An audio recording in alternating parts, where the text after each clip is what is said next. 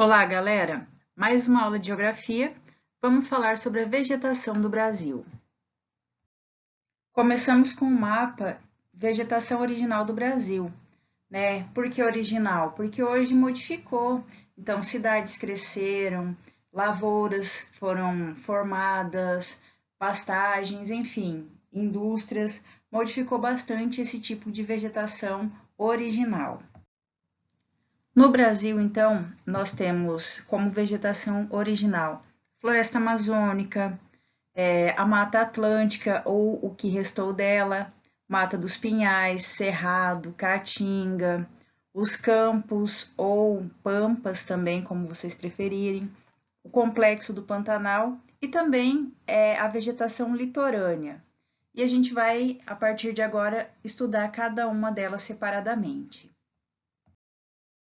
A floresta amazônica localiza-se no norte da América do Sul e no Brasil ela abrange os estados do Amazonas, Acre, Amapá, Rondônia, Pará e Roraima, além de menores porções que ela engloba em outros países, por exemplo, Peru, Colômbia, Venezuela, Equador, Bolívia, Guiana, Suriname e Guiana Francesa.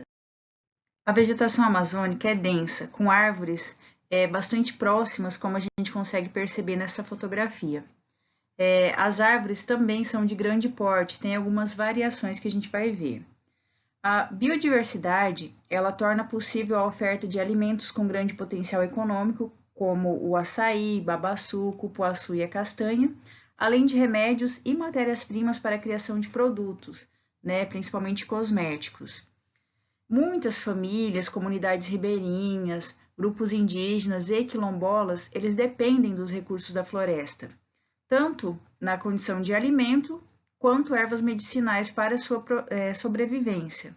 Então, hoje, dos problemas que afetam a floresta, então nós temos o desmatamento e também as queimadas. A mata de igapó é uma dessas alterações da floresta amazônica. Ela se localiza em terrenos mais baixos, próximos aos rios. Esse terreno, então, é sempre alagado e essa vegetação ela é adaptada a isso. Por exemplo, as árvores são um pouco mais distantes, são menores se forem comparadas com a mata original da floresta amazônica. Nós podemos perceber aqui na foto essas pizzas verdes aí são a Vitória régia, que é uma planta aquática típica desse tipo de solo, né, de solo alagado.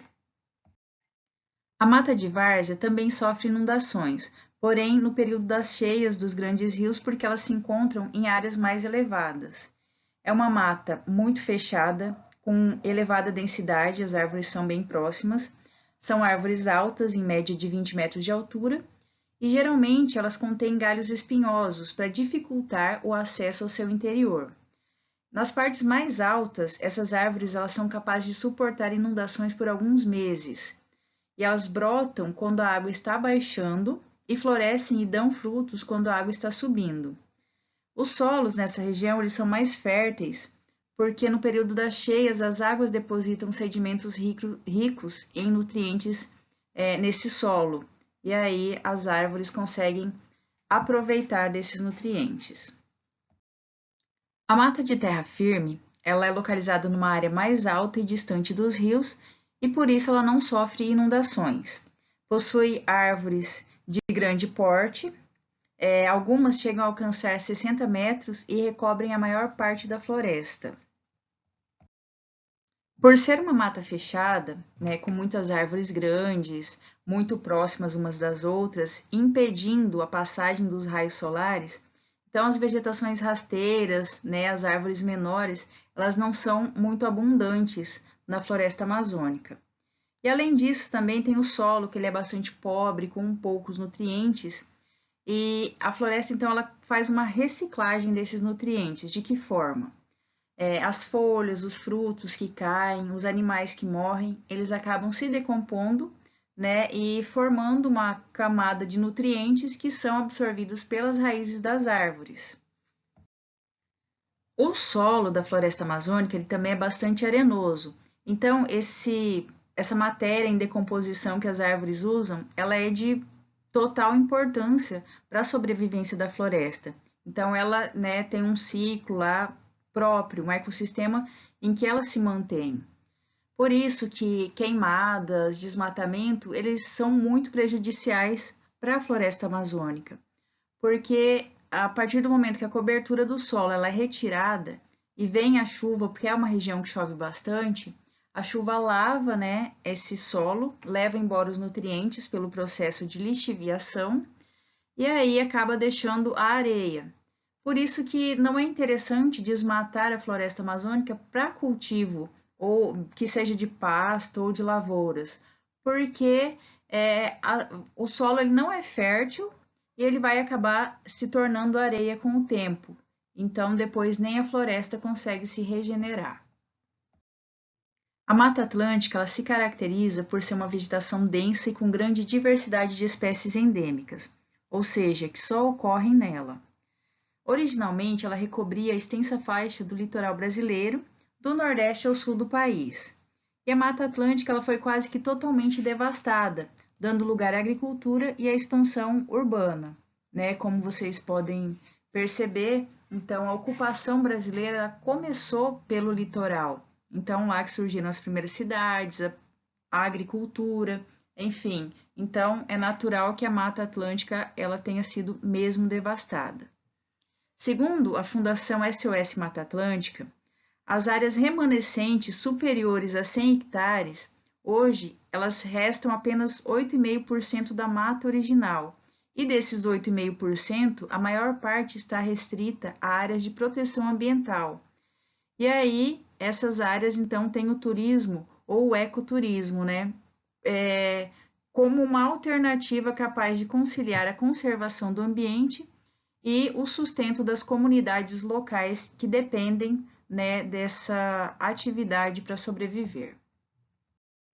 Outro dado sobre a Mata Atlântica, também da Fundação SOS Mata Atlântica, restam apenas 12,4% da floresta original e cerca de 80% desses estão localizados em áreas privadas. E os 12,4% de floresta original, eles correspondem a todos os fragmentos da floresta nativa acima de 3 hectares. E atualmente, os remanescentes florestais eles estão bastante fragmentados. Então, isso dificulta muito uma regeneração, um cuidado dessa área.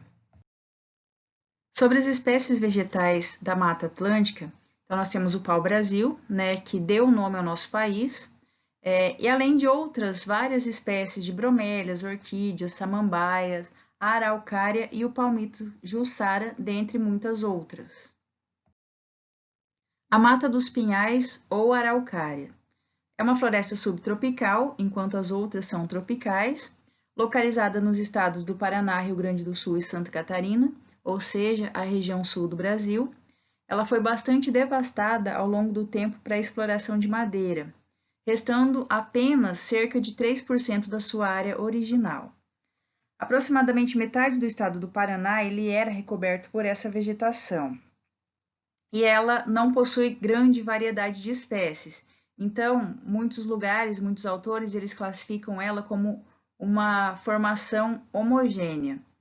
Mas a espécie predominante é a araucária. Tem outras espécies, porém não é tão abundante, tão diversa quanto a floresta amazônica e a Mata Atlântica.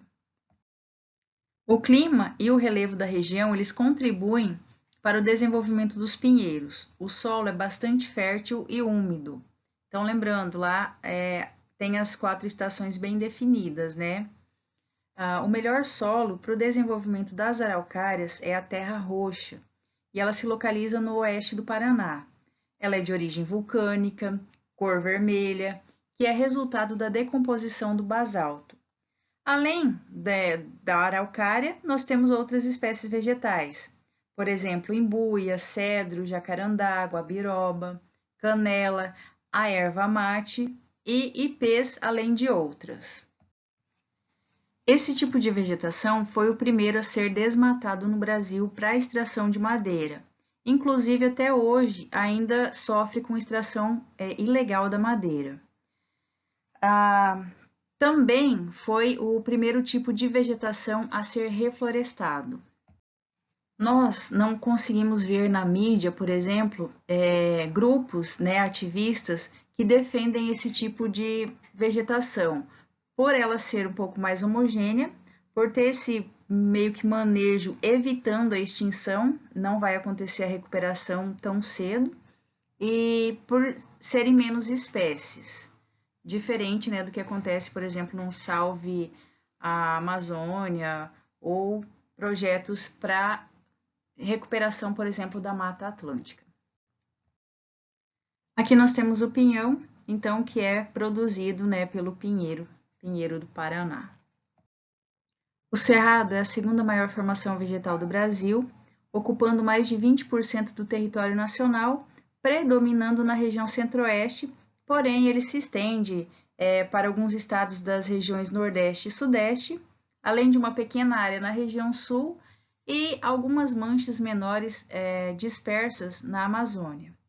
As árvores elas são de pequeno porte, mais espaçadas, com troncos retorcidos, e durante a estação seca algumas dessas espécies secam, enquanto outras permanecem verdes devido às raízes mais profundas que conseguem retirar a umidade do subsolo.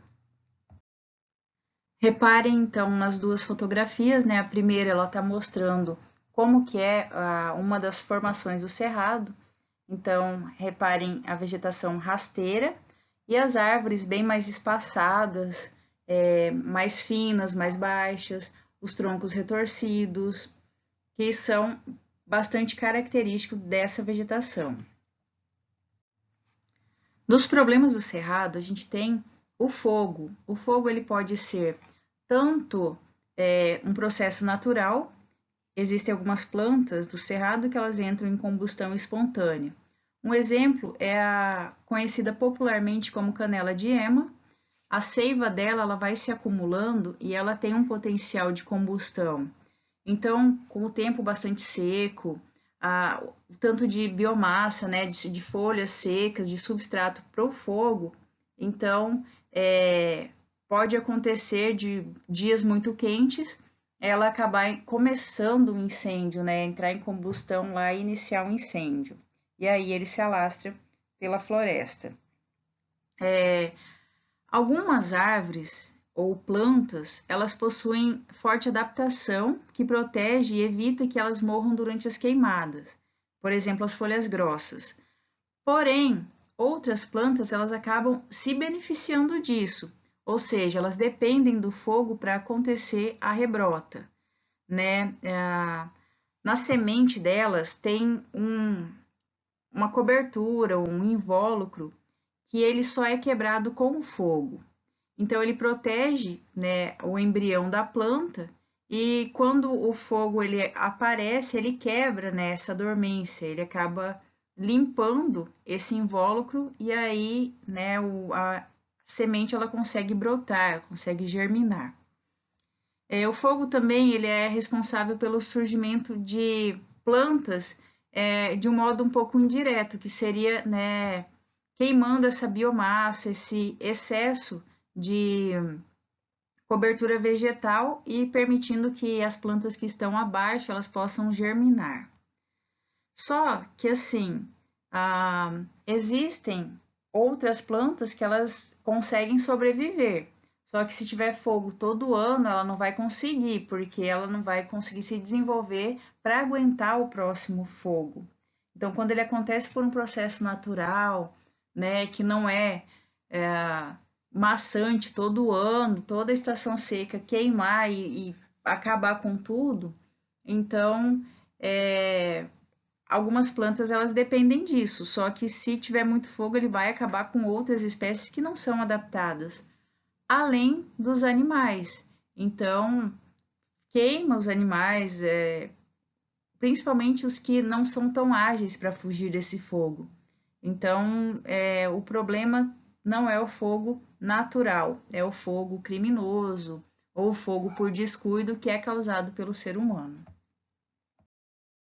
Aqui nós temos duas fotos de variações do cerrado.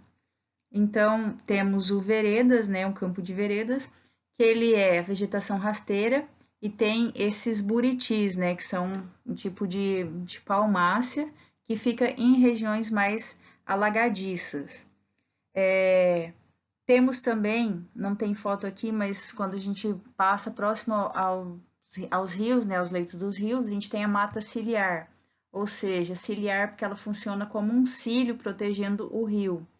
Elas não secam durante o período de estiagem, porque elas têm a água dos rios para se manterem, e elas funcionam então como uma proteção ambiental dos rios. Temos também os campos limpos, né, que ele é basicamente formado por vegetação rasteira e pequenos arbustos bem distantes. Tem árvores também, só que elas são mais afastadas. Caatinga, né, que em Tupi-Guarani significa floresta branca, porque grande parte do ano ela tem esse aspecto esbranquiçado, né, um aspecto seco. E acredita que muitas espécies que são endêmicas, né, próprias da região, elas têm um potencial econômico, só que ainda elas são pouco conhecidas, então ela não foi muito bem estudada. A caatinga ela ocorre na zona semiárida e ocupa parte da região Nordeste. E as plantas elas são adaptadas à falta de chuva. Por exemplo, os cactos, e muitas dessas plantas elas não apresentam folhas durante longos períodos. Por quê? Porque as folhas elas acabam gastando energia, né, na fotossíntese e perdendo água. Então, com o processo de evapotranspiração, ela acaba perdendo água. Então, as árvores se adaptaram a perder as folhas para evitar esse processo. Outra característica bastante legal da caatinga é que as raízes das plantas elas acabam cobrindo o solo para que seja possível armazenar água durante o período de chuva. E algumas espécies de cactos, como o mandacaru, eles apresentam as folhas modificadas em espinhos para evitar que a planta perca água durante o processo de transpiração. E esses espinhos também servem para que os animais não se alimentem dessas plantas, né? A vegetação da caatinga, ela tem alguns estratos diferentes. Por exemplo, o estrato arbóreo. Ele tem espécies que variam entre 8 e 12 metros de altura. O arbustivo com espécies que variam de 2 e 5 metros. E o herbáceo com espécies com altura abaixo dos 2 metros. E as características da vegetação, então, são árvores mais baixas, tem troncos retorcidos também, que podem ter espinhos e folhas que caem no período da seca, mas tem algumas exceções, como o juazeiro, que não perde as folhas durante esse período de seca. Os campos, que podem ser conhecidos também como pampas, campos sulinos, campanha gaúcha, campos do sul, é encontrado principalmente no estado do Rio Grande do Sul. É uma vegetação caracterizada pelo predomínio de gramíneas e algumas árvores, e é bastante utilizado para a alimentação do gado bovino na pecuária extensiva, ou seja, é uma grande pastagem natural. Além do Rio Grande do Sul, ele também pega partes do Uruguai e da Argentina. Os Pampas, eles são uma região da América do Sul caracterizada por extensas planícies e suaves colinas, conhecidas como coxilhas, que são cobertas por ricas pastagens naturais, né, como vocês podem perceber nessas imagens. Então, é um relevo um pouco ondulado às vezes, mas não é tão acidentado, por exemplo. Eles, então, são utilizados como pastagem natural, então não precisa ser replantado, é uma região de solos férteis, inclusive, bastante interessante.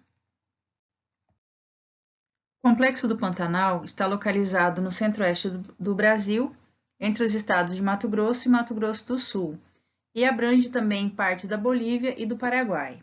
É um tipo de vegetação que possui formações diversas, por isso que é chamado de complexo, e ele apresenta áreas que ficam alagadas durante a época das cheias, que é quando os rios transbordam, devido ao relevo plano, né, e a grande quantidade de água que recebe por meio desses rios. Ele lembra um grande pântano, por isso que o nome é Pantanal, também é conhecido como a maior planície inundável do mundo, e durante o período da vazante, que é o início do período da seca, as águas baixam e começa a brotar, então, uma vegetação bastante exuberante, principalmente composta de ervas e capins, e serve de pastagem tanto para a fauna nativa quanto para o gado introduzido pelo ser humano. Nas áreas mais elevadas, que são chamadas de cordilheiras, elas não chegam a alagar, então a vegetação que predomina é semelhante ao cerrado. O Pantanal é um verdadeiro mosaico de vegetações de outros biomas brasileiros, como por exemplo da Amazônia, Mata Atlântica, Caatinga e também do Cerrado. Durante o período das secas, quando as águas baixam, então são descobertos campos, bancos de areias, ilhas e os rios eles retomam seus leitos naturais que nem sempre eles seguem o mesmo curso do período anterior.